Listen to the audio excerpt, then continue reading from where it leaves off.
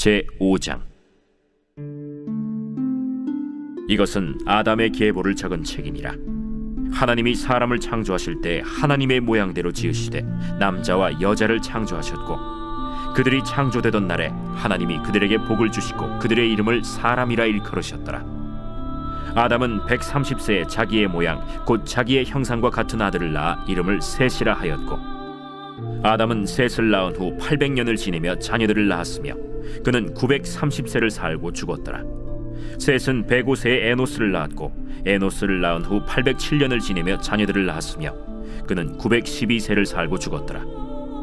에노스는 90세에 게난을 낳았고, 게난을 낳은 후 815년을 지내며 자녀들을 낳았으며 그는 905세를 살고 죽었더라.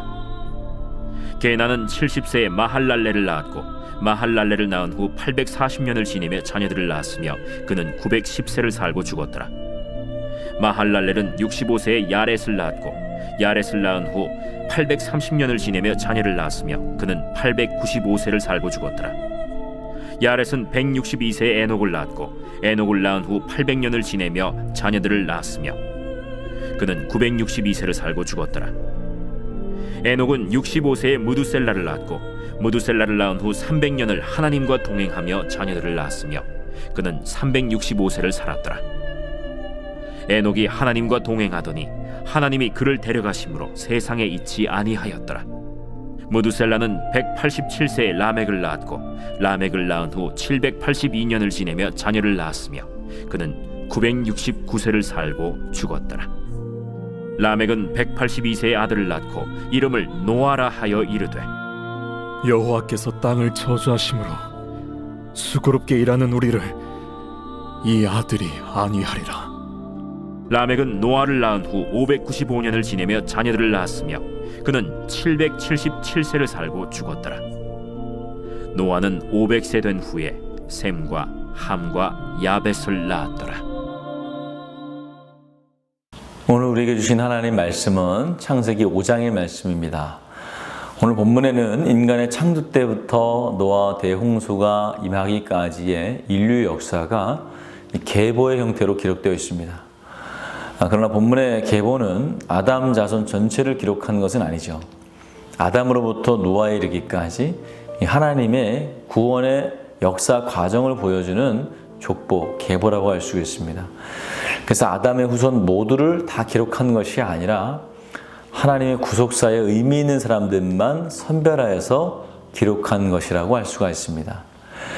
먼저 하나님이 사람을 창조하시되 하나님의 모양대로 지으셨다고 말씀하고, 아담은 자기의 모양, 곧 자기의 형상과 같은 아들을 낳았다고 말을 합니다. 여기서 모양이라는 말은 누군가를 원본으로 삼아서 찍어낸다는 의미가 있습니다. 따라서 아담과 하와는 하나님의 모습을 담게 창조된 반면에 아담의 자손들은 아담의 모습을 담게 태어났습니다. 여기서 닮았다는 말은 외모가 닮았다는 말이 아니라 인격이 닮았다는 말로 해석이 됩니다. 아담과 하와는 하나님의 인격과 닮은 인격을 가진 존재로 창조되고, 아담의 자손들은 아담의 인격과 닮은 인격을 갖고 태어난 것이죠.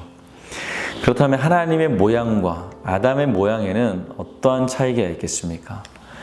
먼저 하나님의 모양이란 인간이 범죄하기 이전에 완전했던 인격을 말합니다.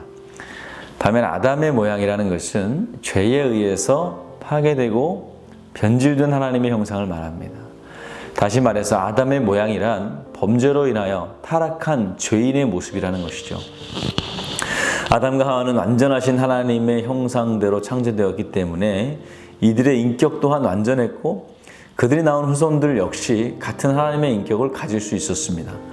그러나 범죄함으로 타락하고 부패하게 되므로 완전한 하나님의 인격을 닮은 후손을 낳지 못하고 타락하고 부패한 인격을 가진 후손들을 낳게 된 것이죠.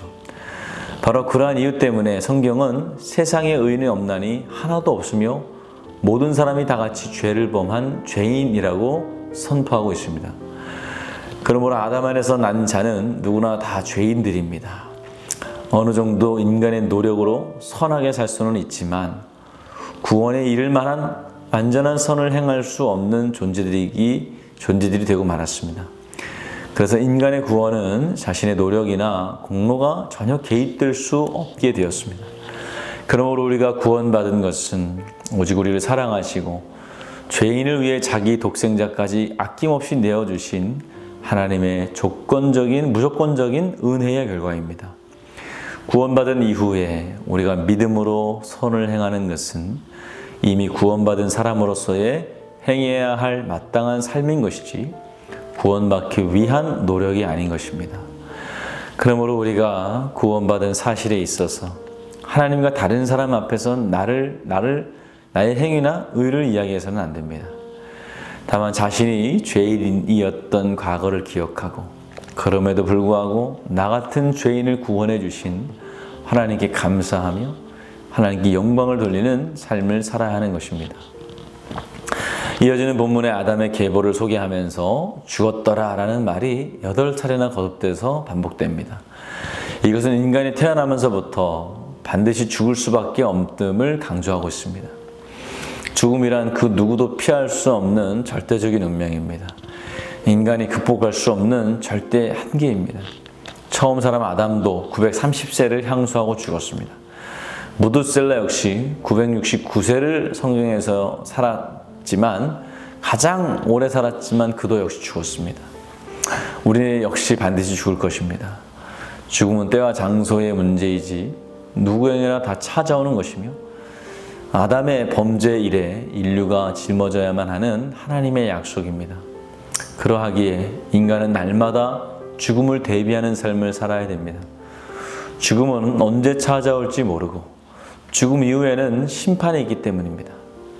죽은 후에 누구나 하나님의 심판대 앞에서 그가 행한 바대로 보응을 받게 됩니다. 그러나 특이한 것은 그런 가운데서도 죽음을 보지 않고 하늘로 간 사람이 있었다는 것이죠. 바로 에녹입니다. 24절 말씀을 보면 에녹이 하나님과 동행하더니 하나님이 그를 데려가심으로 세상에 있지 아니하였더라 라고 기록합니다. 이것은 죄로 단절된 인간이 죄와 사망으로부터 구원받을 수 있는 유일한 방법을 말씀하는 것입니다. 바로 하나님과 화해하고 그분과 동행하는 삶을 살 때 우리는 다시 죽음을 보지 않게 된다는 것이죠.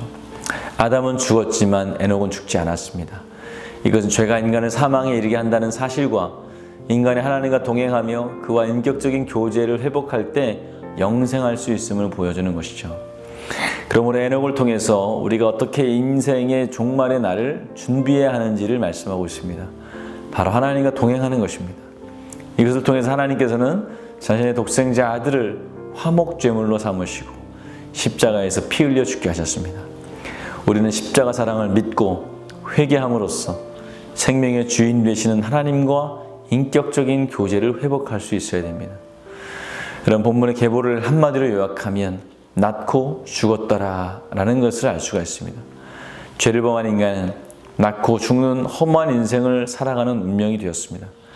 그러나 우리가 하나님 안에 있을 때, 하나님과 동행할 때 그처럼 허무한 인생도 하나님의 자녀다운 가치 있는 인생으로 극복을 가능합니다.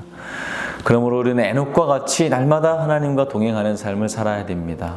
매 순간 하나님을 삶의 중심에 모시고 그분의 뜻에 귀를 기울이고 그분의 요구에 기쁘게 순종하는 저와 여러분들 되시기를 주님의 이름으로 축원합니다.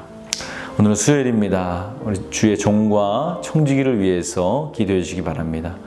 담임 목사님 영육간에 강건케 하여 주시고 말씀의 능력을 7갑절 더해 주셔서 말씀을 전하는 자리마다 성령의 능력이 나타나게 해달라고, 또 부교역자와 장로님들 모든 청지기들에게 성령 충만을 주시고 가정의 평안을 달라고 기도해 주시기 바랍니다. 기도하겠습니다. 좋으신 아버지 하나님, 죄로 말미암아 죽을 수밖에 없고 허무한 인생을 살 수밖에 없는 우리들을 위해서 십자가 보혈로 말미암아 찢기시 돌아가심으로 말미암아 구원하여 주심을 감사합니다. 그 구원의 감격과 기쁨을 날마다 안고 간직하고 누리며 살아가는 우리가 되게 하여 주시옵소서. 날마다 주와 동행함으로 천국의 삶을 맛보는 그리스도인 되게 하여 주시옵소서. 예수님의 이름으로 기도하였습니다. 아멘.